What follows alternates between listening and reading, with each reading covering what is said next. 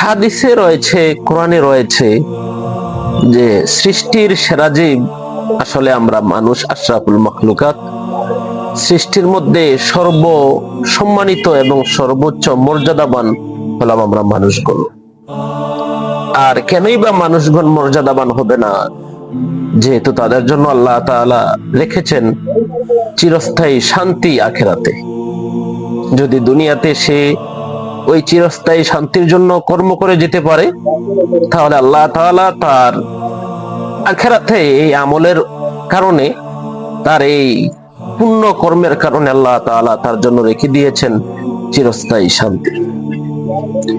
কিন্তু আমি আসলে নিজের দিকে তাকিয়ে এক সময় আশ্চর্যান্বিত হয়ে যাই যে আসলে আমাদেরকে যে আশরাফুল মাখলুকাত হিসেবে আল্লাহ তাআলা বানিয়েছেন, সেই বানানোর যে কারণগুলো আছে, এই কারণগুলো কি আসলে আমার মাঝে আছে?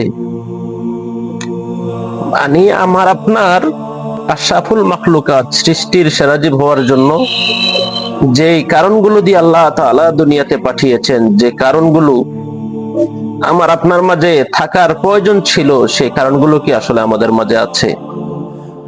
এটা আমার দিকে তাকাইলেই হয়তো আমি দেখি যে আমার মাঝে অনেক এমন বিষয় রয়েছে যেগুলো আশরাফুল মাখলুকাতের সাথে যায় না, বরং এগুলা অন্য অন্য প্রাণীদের হওয়ার উচিত ছিল।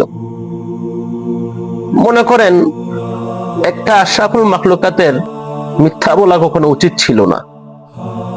একটা আশরাফুল মাখলুকাতের কখনো হিংসা করা উচিত ছিল না। একটা আশরাফুল মাখলুকাতের কখনোই হারাম খাওয়া উচিত ছিল না। একটা আশরাফুল মাখলুকাতের কখনোই পরনারী অথবা হারামের দিকে দৃষ্টি দেওয়ার তার উচিত ছিল না। একটা আশরাফুল মাখলুকাতের কখনো জিনা করা উচিত ছিল না।